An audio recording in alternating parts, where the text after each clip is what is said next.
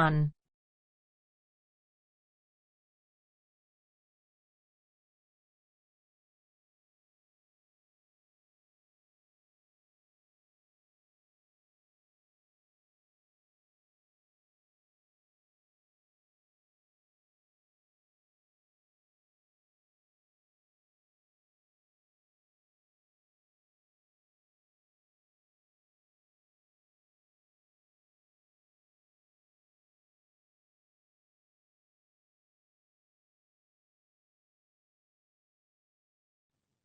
You will hear a number of different recordings, and you will have to answer questions on what you hear. There will be time for you to read the instructions and questions, and you will have a chance to check your work. All the recordings will be played once only. Write all your answers in the listening question booklet. At the end of the real test, you will be given 10 minutes to transfer your answers to an answer sheet. You will hear the manager of a shop talking to a new employee called Penny. First, you have some time to look at questions 1 to 5 on pages 2 and 3.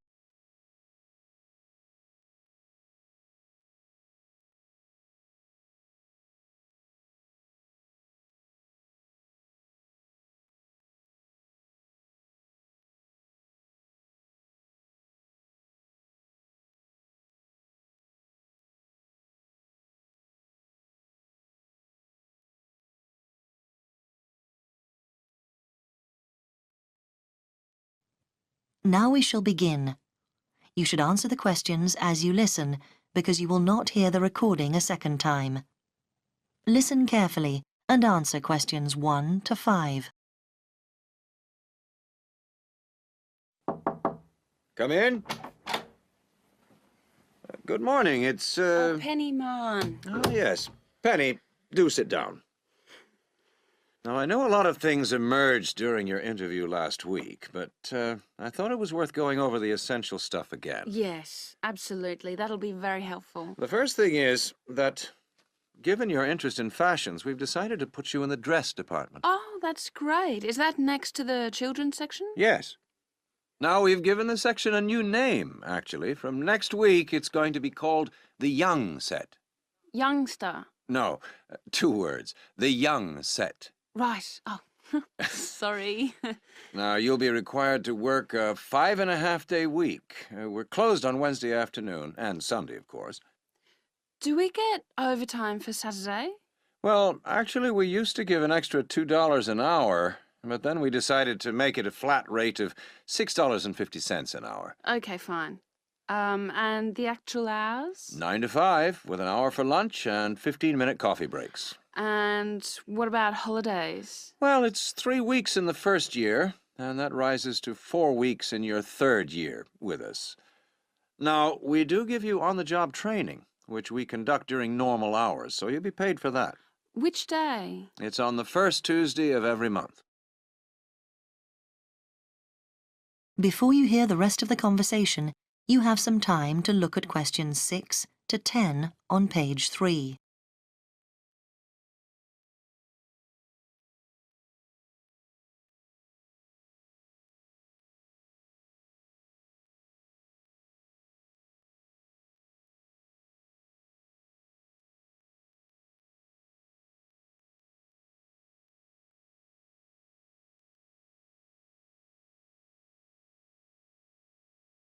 Now listen and answer questions 6 to 10.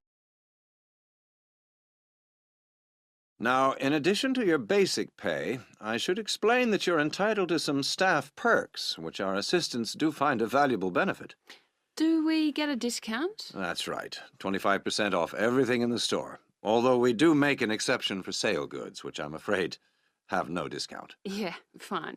And I was wondering about pension arrangements. You get a good company pension, which our personnel manager will be able to explain to you in detail. She's in room 12. Worth going along to see her. And who will I be working under? Mr. Appleby?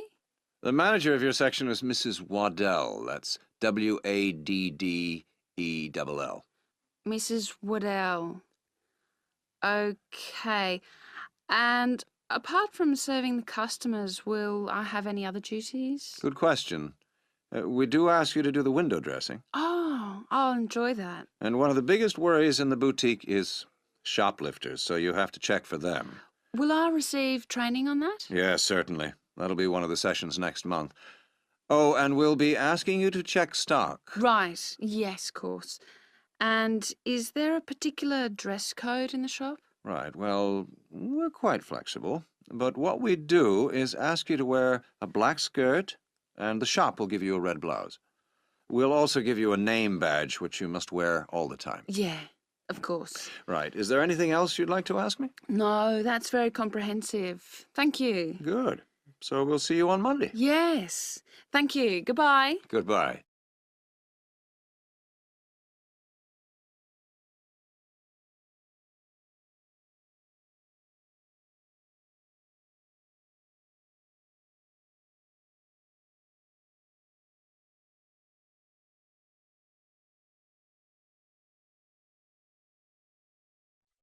That is the end of part 1. You now have half a minute to check your answers.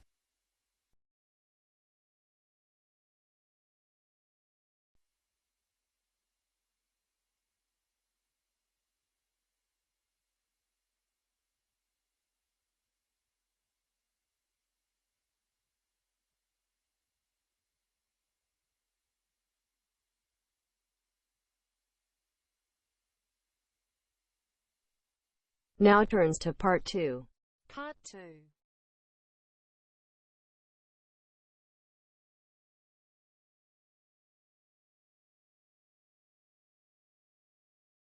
You will hear a recorded message giving information about an English hotel. First, you have some time to look at questions 11 to 15 on page 4.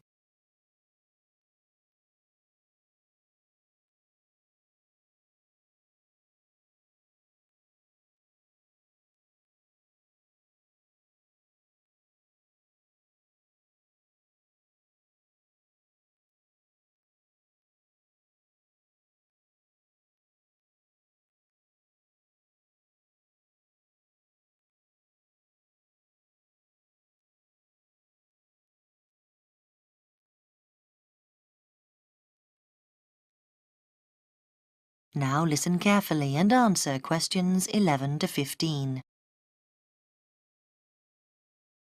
Welcome to the Bridge Hotel information line. The Bridge Hotel is part of the Compact Group, which is a large association of family-owned hotels offering a warm, friendly atmosphere and high-quality service at competitive prices. All of them cater for a wide range of people, from business to leisure clients. Set in a quiet residential area on the attractive outskirts of Belford, about 3 miles from the city centre, the Bridge Hotel is a popular choice for conferences. After recent refurbishment and expansion, it now has 25 double rooms and 20 singles. All 45 are en suite with TV and coffee and tea making facilities. The Bridge Hotel is set in 3.5 hectares of grounds, with an open-air swimming pool and 4 tennis courts. There is also a newly opened gym with fitness suite, which is considered one of the best equipped in the area. Non-resident membership is available. We have a fully licensed restaurant for residents and non-residents, which provides a wide range of dishes with a particular focus on dishes from around the world.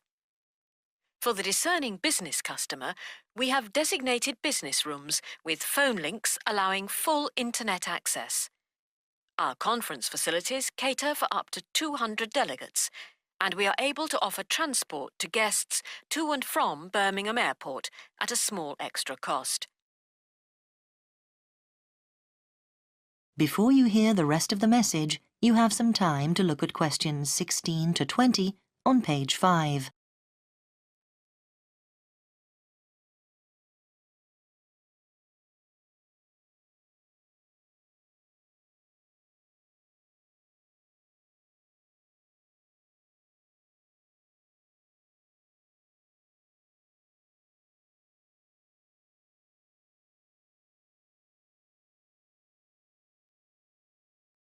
Now listen and answer questions 16 to 20. There now follows information about short break packages. Welcome to the Bridge Hotel Short Breaks Information Line. We offer 3 packages: 2-day, 3-day and 5-day. The 2-day costs £75 per person per night and includes full cooked breakfast and evening entertainment. Very popular for weekend getaways. The 3-day break costs £60 per person per night and, in addition to offers for the 2-day break, includes one 4-course dinner. This allows guests to enjoy the full range of hotel facilities. The 5-day break costs £52 per person per night and, in addition to offers from the 2- and 3-day breaks, includes free beauty therapy on 2 days and a full-day pass to a golf club. This package is particularly popular with couples who want a completely relaxing break. If you would like more information about these special packages, call extension 3469 to speak to our customer service manager, John Martin. Thank you for calling the Bridge Hotel Information Line.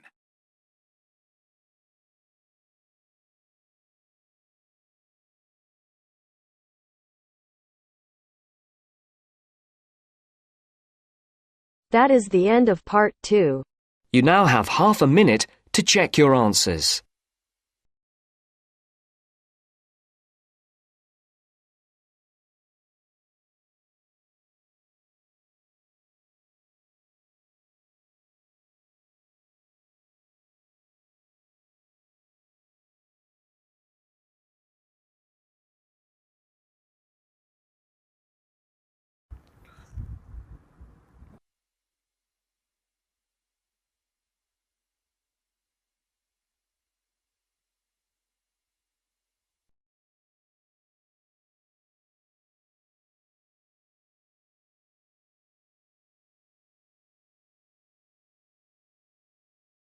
Now turns to part 3.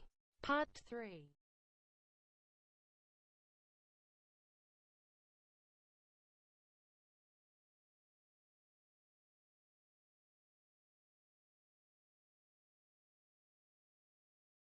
You'll hear 2 students called Katie and Harry discussing a project they are both working on.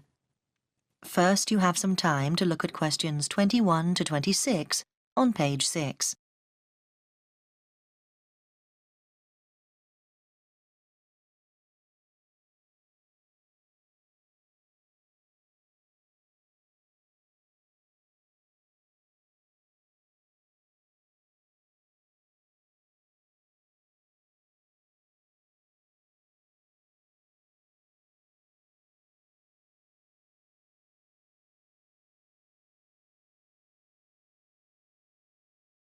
Now listen carefully and answer questions 21 to 26.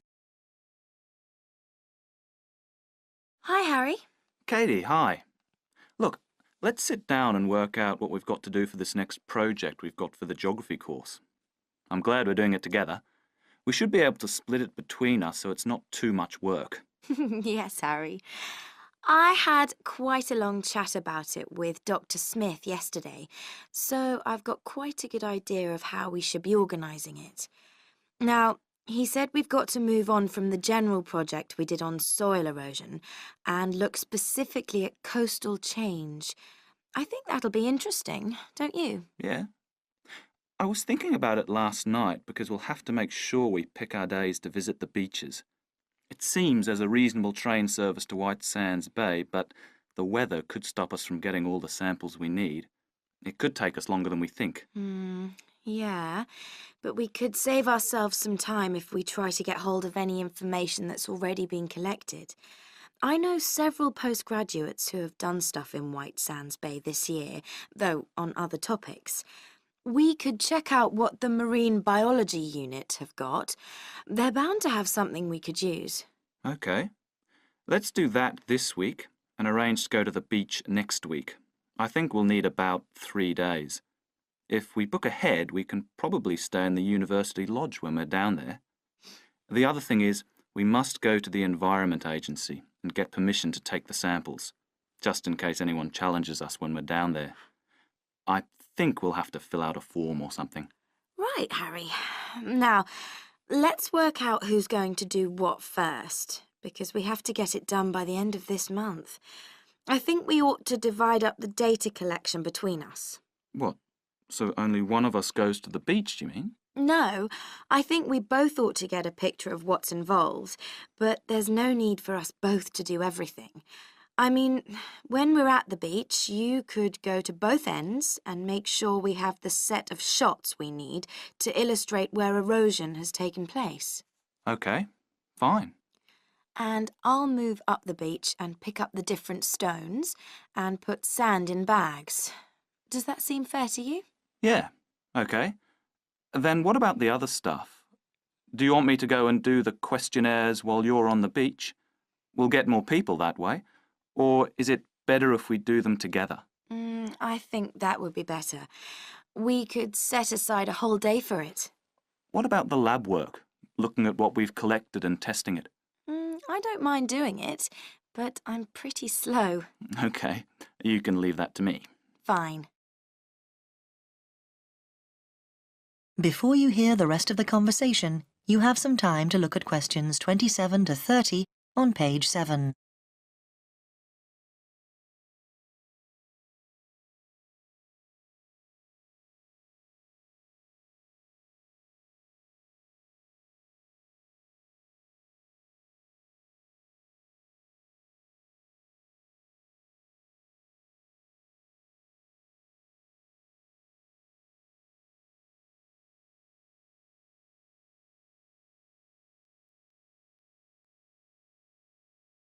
Now listen and answer questions 27 to 30. Then that leaves us 2 weeks to write it up ready for the presentation to the class on the 29th. Shall we do the presentation together? Like you do the first bit and me the second? Actually, no, I think that can be a bit muddling for the class. I'd like to do the presentation, if you don't mind. Fine by me.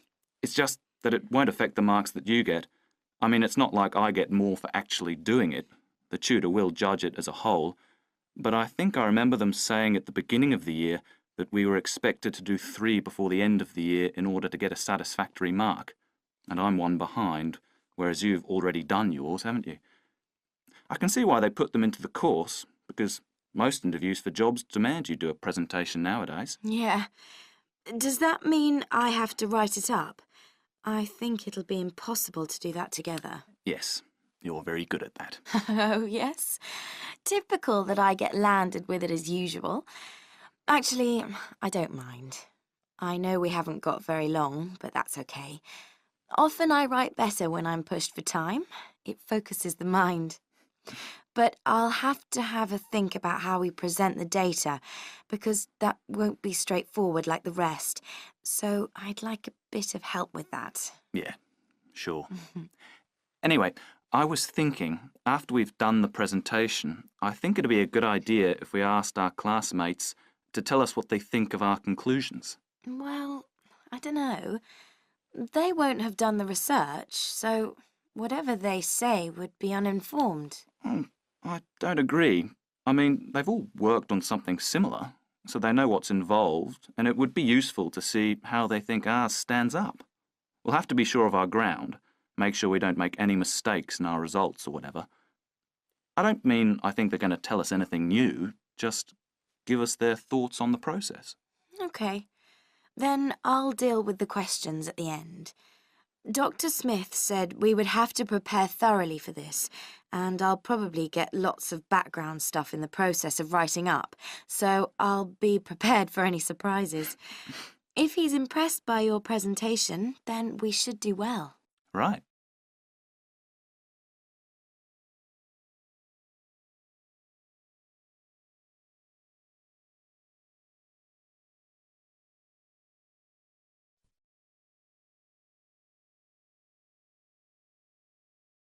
That is the end of part 3. You now have half a minute to check your answers.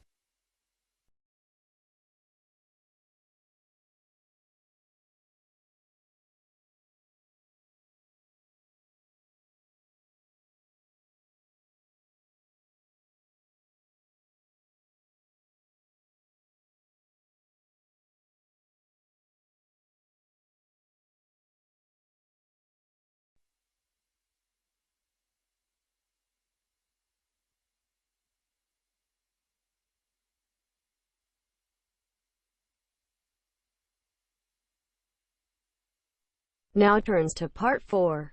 Part 4.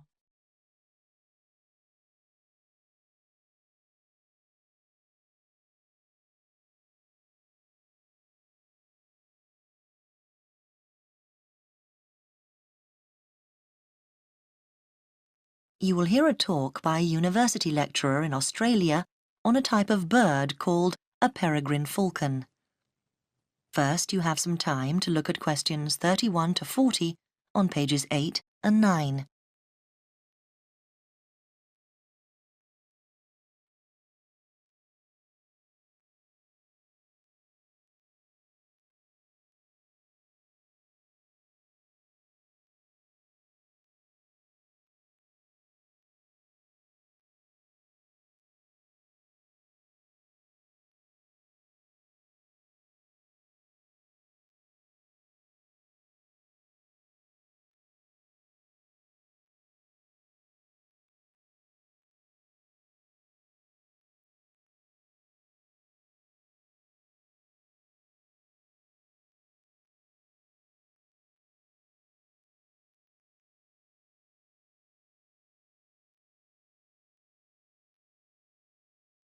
Now listen carefully and answer questions 31 to 40. I'm Professor Sam Richards, and I've come as the third guest lecturer on this course in Australian birds of prey. My job is to keep a watchful scientific eye on the state of Tasmanian peregrines, so I'll start by giving you some background to these magnificent birds of prey before I speak briefly on my own project. Peregrine falcons are found on all continents with the exception of Antarctica, so don't go looking for them at the South Pole. They're found almost everywhere in Australia, and it's interesting to note that the name peregrine implies that they're wanderers, that they move from place to place following the seasons, and indeed in most parts of the world they're migratory birds. But not in Australia, however, where they prefer to stay in one place. They're known to be the world's fastest creature, and they have been tracked by radar diving down towards the ground at 180 kilometres an hour.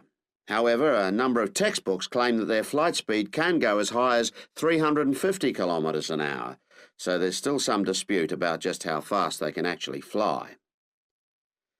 Female peregrine falcons, like all other Australian falcons, are larger than their male counterparts. In fact, the female is almost a third larger than the male in the case of peregrines. While she stays close to the nest to protect the eggs and the young chicks, the male is mostly occupied looking for food. Peregrines typically lay 2 or 3 eggs per nest, and after the eggs have hatched, when the chicks are about 20 days old, they start to fly. So they fly at a very young age. By the time they're just 28 days old, they've already reached full adult size. In other words, they're fully grown. Soon after this, at about 2 months after hatching from the egg, they leave the nest for good. From this point on, they're on their own. Unlike their parents, which have learned how to hunt, the young falcons are not good at feeding themselves, and so during the first year about 60% of them die. Once the birds have managed to live to breeding age, at 2 years old, they generally go on to live for another 6 or 7 years.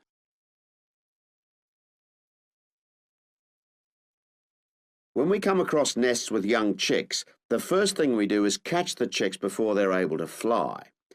We have to catch them at an early age.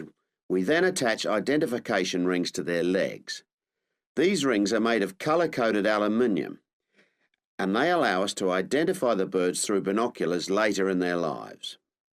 Thirdly, because we need to know how many males and how many female chicks are being born, we note the sex of the chicks. Noting the sex of the birds is a vital part of our research, as I will discuss later. The next thing to do is to take a blood sample from the chicks. We take the blood sample so that we can check the level of pesticide in their bodies. Peregrine falcons can build dangerous quantities of pesticides in their bloodstream by feeding on smaller mammals, which in turn feed on crops grown on farms where pesticides are used. Finally, we check the birds thoroughly, really checking the birds for their general health. This whole process only takes a few minutes. In fact, most of our time in the field is actually spent trying to find the nests, not on the data collection itself. Well, that's all I have for you today. If you'd like to do some further reading...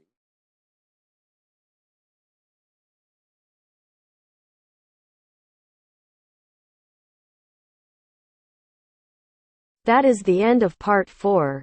You now have half a minute to check your answers.